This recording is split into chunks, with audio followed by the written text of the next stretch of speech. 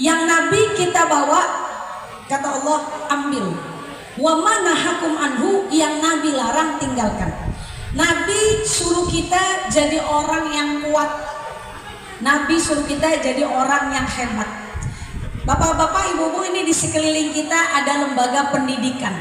Inilah cikal bakal. Kalau kita ingin membentuk peradaban baru, dimulai dari kelas-kelas ini yang nanti suatu saat mereka ini akan menjadi penerus bagi para alim ulama, para anbiya wal mursalin. Nabi katakan dalam suatu hadis, al-mu'minul qawi khairun wa ahabbu ilallah minal mu'minid dhaif. Mukmin yang kuat itu lebih dicintai, lebih baik di hadapan Allah ketimbang mukmin yang lemah. Bapak Ibu, jadi kalau ada orang Islam yang kaya dengan yang miskin, Allah lebih cinta yang kaya. Kalau ada orang Islam yang pintar dengan yang bodoh, Allah lebih cinta orang Islam yang pintar. Kalau ada orang Islam yang sehat dengan yang sakit, Allah lebih cinta yang sehat.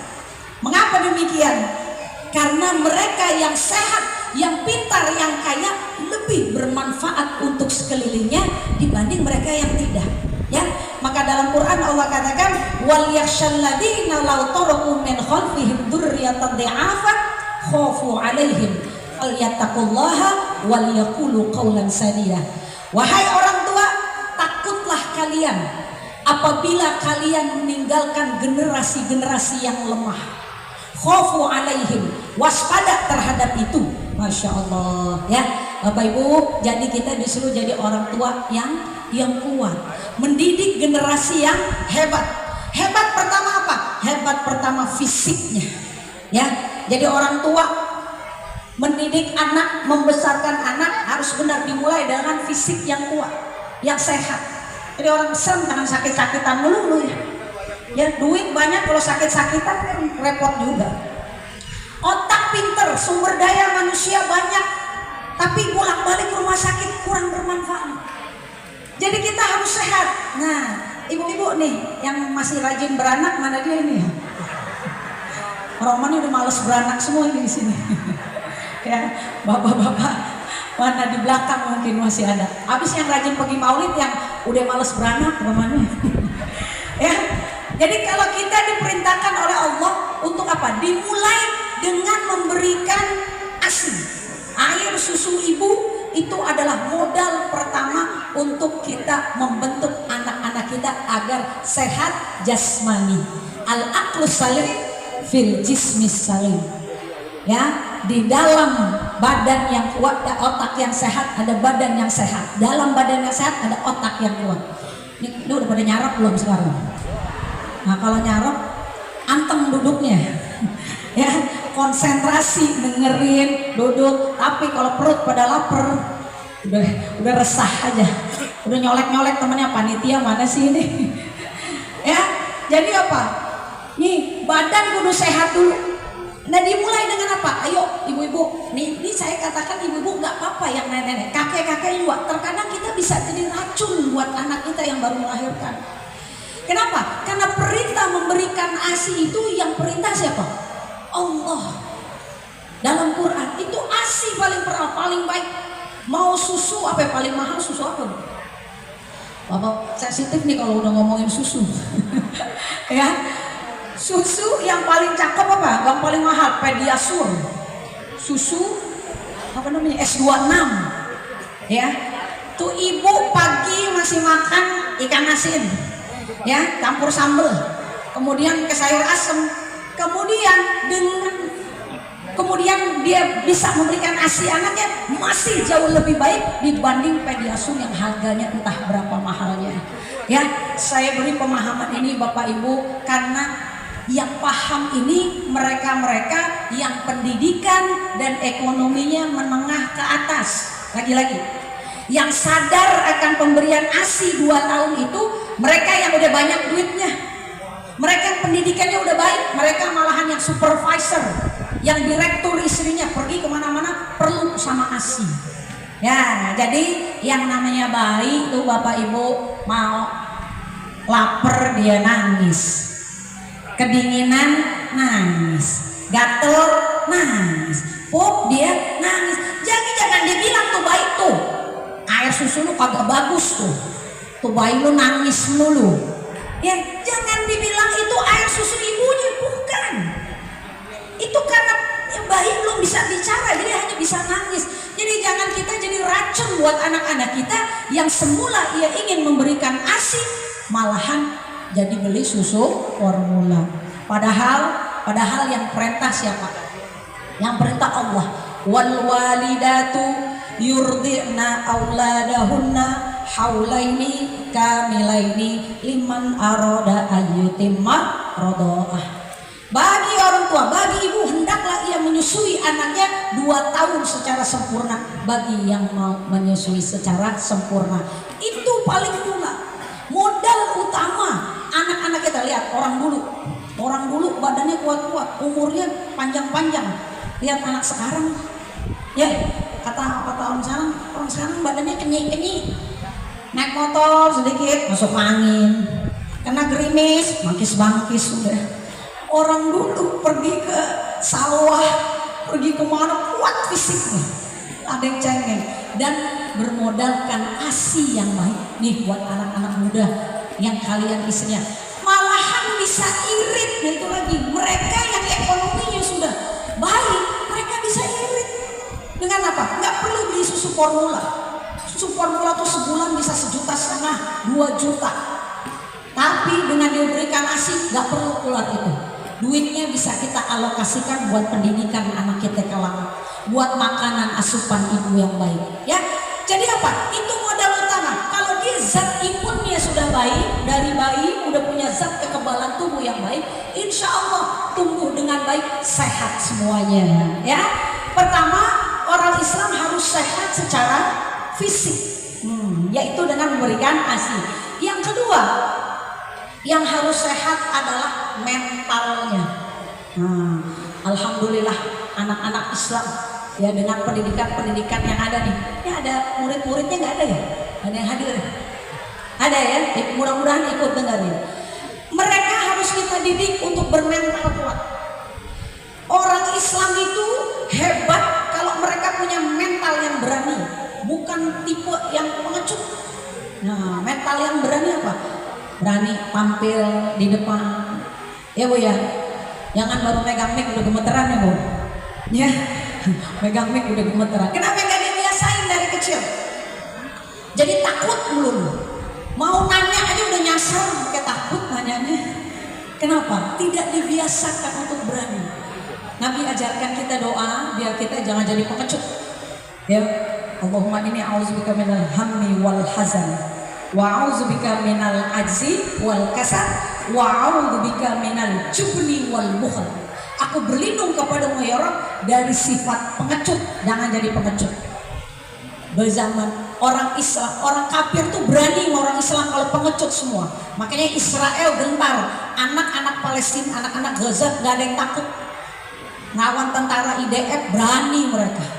Ya, kenapa? Mentalnya sudah dipersiapkan dari sekecil-kecilnya, dari sedini mungkin. Harus berani. Kalau kita berani, musuh nggak berani melawan kita. Tapi kalau kita cuma bisa ngutuknya di depan TV, ngutuknya di handphone, mana nggak berpengaruh apa-apa kita.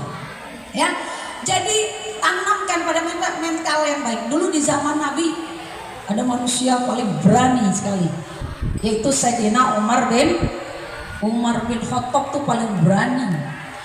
Dulu waktu masih kafirnya Umar bin Khattab ini, Bapak Ibu, paling ditakutin ya. Nabi saja sampai berdoa karena ada 2 Umar yang galak, yang jahat. Yang satu Umar bin Khattab, yang satu Amr bin Hisham.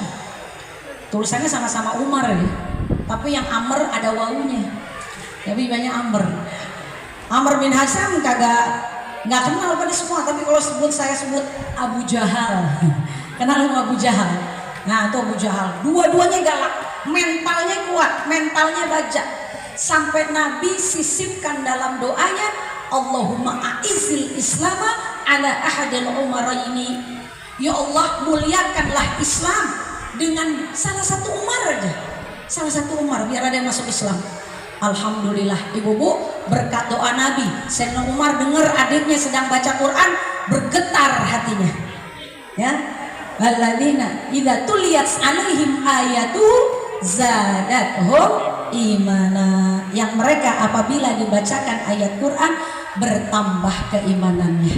Ya, ibu-ibu, bapak-bapak yang saya hormati, Sayyidina Umar mentalnya kuat, mentalnya baja.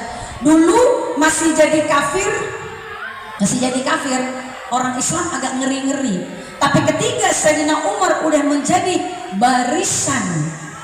barisan orang Muslim, orang kafir agak ngerem sedikit. Kenapa? Ada Umar di situ.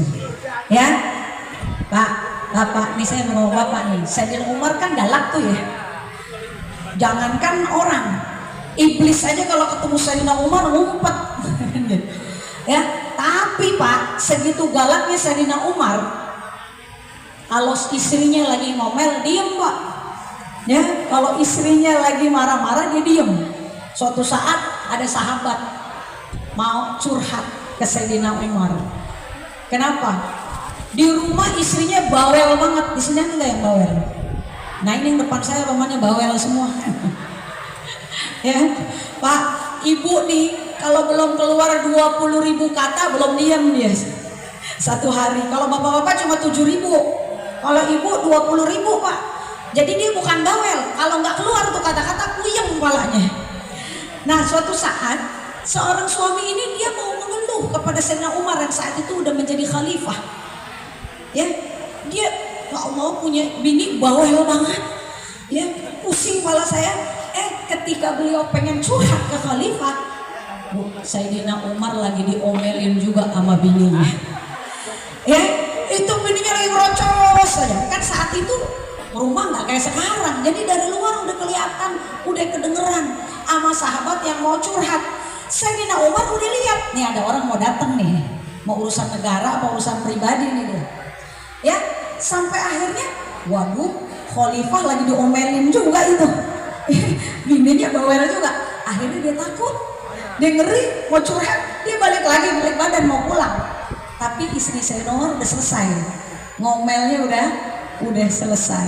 Ibu akhirnya dipanggil, Pak sini. Kenapa Pak? Tadi mau ngomong apa? Mau bicara apa? Nggak jadi. Nggak jadi. Khalifah nggak jadi. Saya nggak jadi deh. Ayo cepetan mau ngomong apa? Pasti kamu kesini ada yang mau diomongin kan? Nggak jadi ya Maulana. Udah saya pulang aja. Cepetan omongin. Akhirnya dia ngomong, ya Maulana, tadinya saya mau ke rumah engkau pengen minta kiat-kiatnya, minta nasihat bagaimana cara nanggulangin istri yang bawel. Aku lihat engkau lagi diomelin juga. Ya, udah gitu engkau diem aja. Apa jawaban Sayyidina Umar?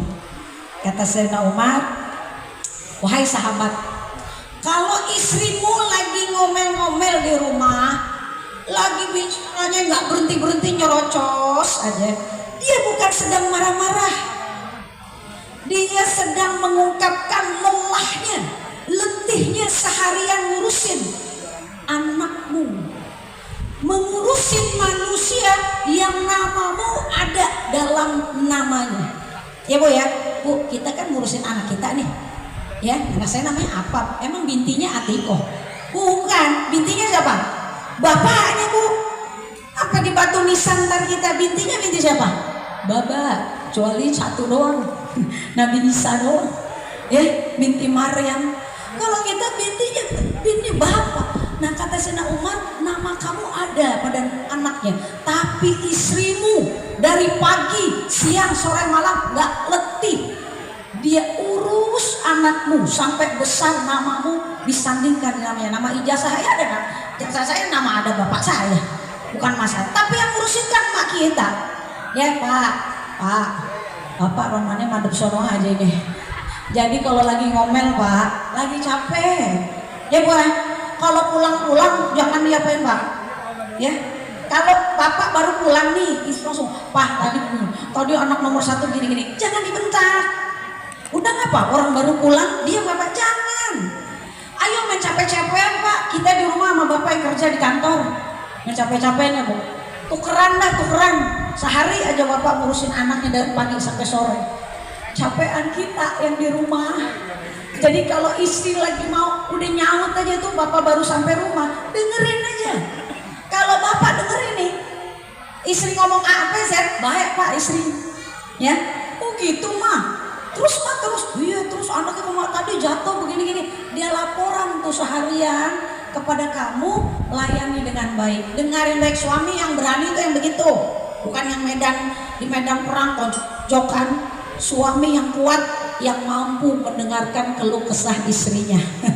Ya, nah, jadi artinya apa? Dengerin baik dah. Tapi kalau baru ngomong sedikit, tadi kan ini anak begini, terus bapak bentak dia, udah ngapa? Orang baru pulang capek, udah diceritain gitu ah.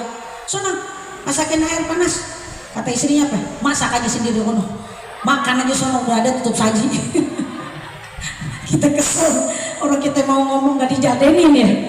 Sayyidina Umar jadi kuat fisiknya, tapi ketika istrinya mengeluh, keluh kesah, didengarkan istrinya dari A sampai Z. Itu orang berani, itu suami berani. Betul bu? Ya Bapak Ibu yang saya hormati, jadi mental yang kuat bukan cuma di medan perang, ya. Dan orang Islam harus mentalnya mental baja, harus ada yang seperti Sayyidina Umar. Mungkin zaman kita sekarang Habib Rizik Asyihab, masya Allah, mentalnya kuat. Orang-orang Islam jangan jadi pengecut, ya. Jadi yang pertama fisiknya harus kuat, yang kedua mentalnya harus kuat. Nah ini yang ketiga, ekonominya harus kuat. Nih kalau kagak punya duit, kagak bisa nih bikin kayak gini, nyewa tenda begini lah, berapa duit ini, panjang banget, ya. Kalau orang Islam miskin semuanya, nggak bisa perang pakai apa? Zaman Nabi dulu kita perang menang. Kenapa? Kekuatannya sama, alutsistanya sama. Orang kafir pakai pedang, orang Islam pakai pedang. Orang kafir baju besi, kita pakai baju besi.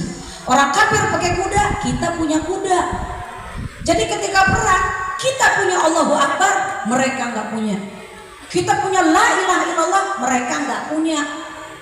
Jadi apa? Ketika perang menang kita, karena mereka nggak punya yang kita punya. Kalau sekarang punya Allahu Akbarnya doang, ya, punya Allahu Akbar, punya la ilaha illallah.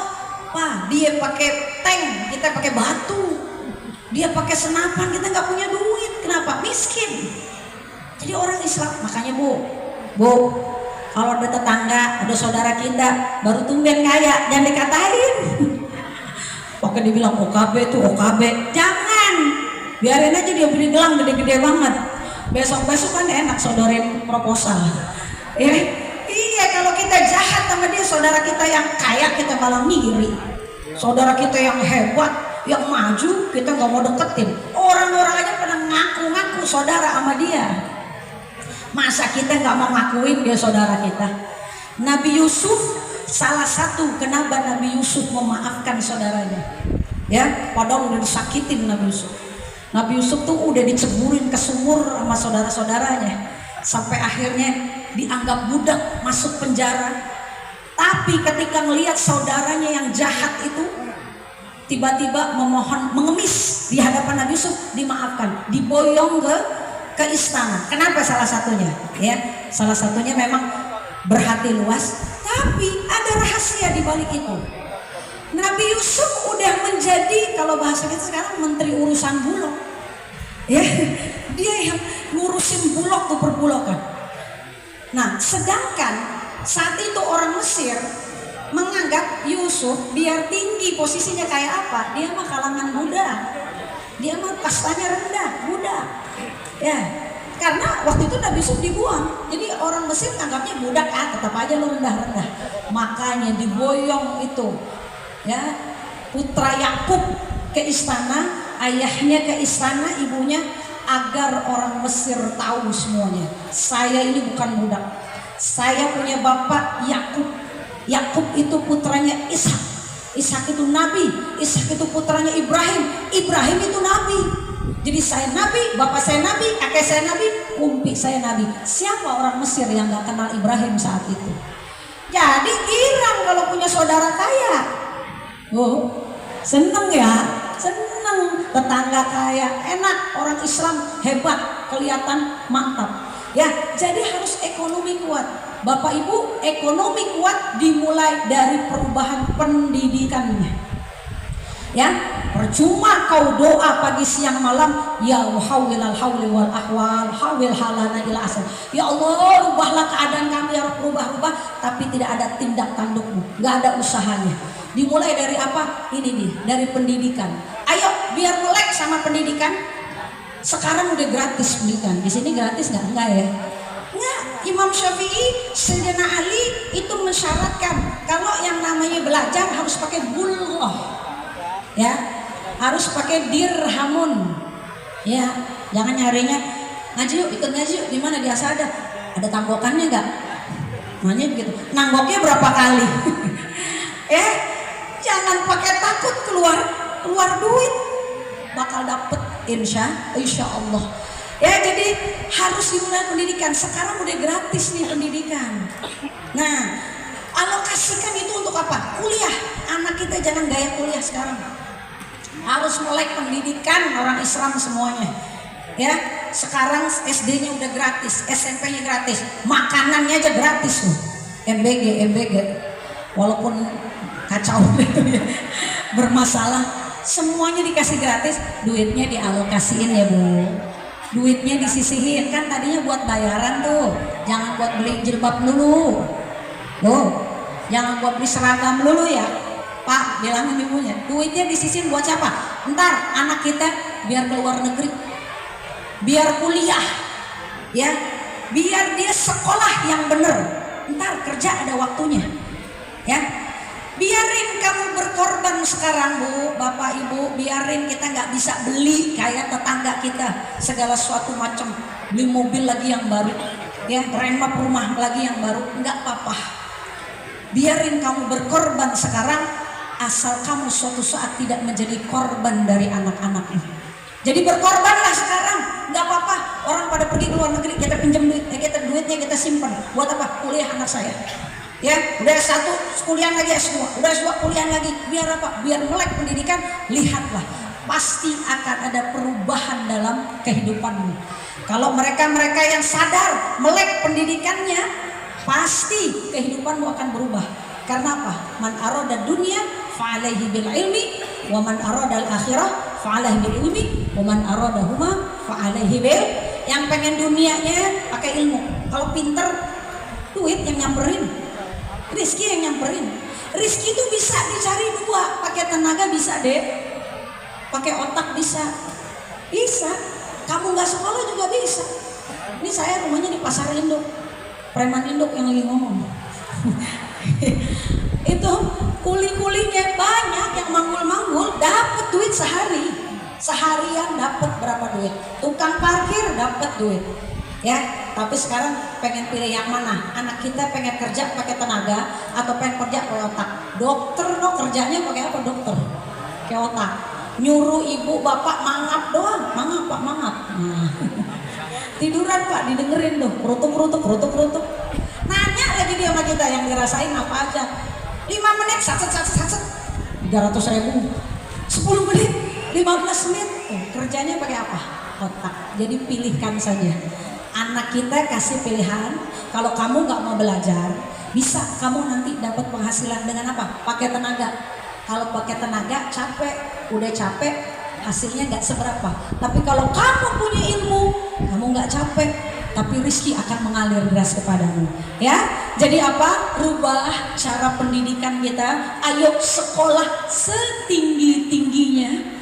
Ya, insya Allah kehidupanmu, ekonomi perekonomian dalam keluarga akan berubah. Amin ya rabbal alamin. Ya Bapak Ibu sekalian, jadi ada 3 ya. Jadi kalau kita disuruh waspada, ya apa? Wal yakhshal ladzina la tarku min khafihim dzurriyyatan da'af, keturunan yang lemah. Jadi jangan sampai anak kita fisiknya lemah, sakit-sakitan dulu. Jangan sampai mentalnya lemah, pengecut, penakut. Jangan sampai ekonominya lemah. Jadi justru sebaliknya, Ayo kita ciptakan anak-anak keturunan yang pintar, yang hebat, bermental baja dan berekonomi yang baik. Amin ya rabbal alamin. Ya, baik, dari saya segitu aja. Mudah-mudahan dikit ada manfaatnya. Mari kita baca suratul Fatihah sekali lagi. Kita doakan para perintis Yayasan Perguruan Asyafiyah, almarhum Ki Abdullah Syafi'i, almarhum Ki Haji Abdul Rasyid. Ya, Ibu, alhamdulillah saya juga diberi kesempatan sekarang setelah Mamanda Ustazah Mardiah wafat, saya mengajar di Khamis pagi di Al Barkah Asyafiyah di Kamis pertama, setiap Kamis pertama. Ya, doakan mudah-mudahan yang telah meninggal Allah ampunkan dosanya, dijadikan kuburnya radhah min riyadil jannah. Ala hadiniyah wa likulli niyatin shalihah wa ila hadratin Nabi Muhammadin sallallahu alaihi wasallam. Al-Fatihah. A'udzu billahi minasyaitonir rajim. Bismillahirrahmanirrahim. Alhamdulillahi rabbil alamin. Arrahmanir rahim. Maliki yaumiddin. Iyyaka na'budu wa iyyaka nasta'in. Ihdinas siratal mustaqim. Siratal ladzina an'amta 'alaihim ghairil maghdubi 'alaihim waladdallin.